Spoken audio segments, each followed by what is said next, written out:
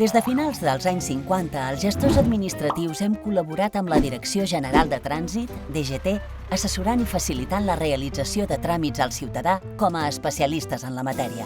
La nostra feina com a referents en la gestió administrativa de vehicles ha estat reconeguda mitjançant nombroses instruccions, convenis i en el propi reglament de vehicles. Fa més d'una dècada, el Col·legi de Gestors Administratius de Catalunya va realitzar la primera matriculació telemàtica a través de la nostra plataforma desenvolupada per GESCO, un avenç que, gràcies a les noves tecnologies, s'ha ampliat a transferències i baixes.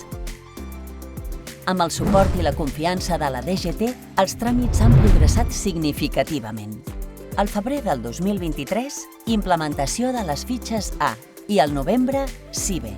Al 2024, al febrer, els canvis de titularitat amb deutes de l'IBTM. A l'abril, el procediment de baixes temporals. Al maig, la matriculació de vehicles exempts de CTR. I al novembre es van agilitzar els canvis de titularitat en casos específics. ITP no validable telemàticament, autoliquidació i IDEX. Herències, vehicles exempts de CTR, donacions, divorcis o separacions, subhastes o adjudicacions judicials.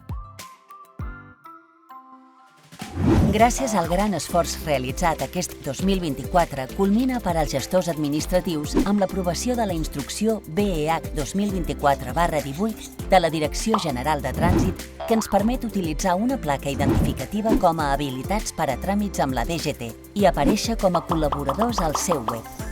Des del Col·legi de Gestors de Catalunya continuarem treballant per l'excel·lència juntament amb GESCO i sota l'empara del Consell de Gestors Administratius d'Espanya per continuar oferint el millor servei als ciutadans i a les empreses.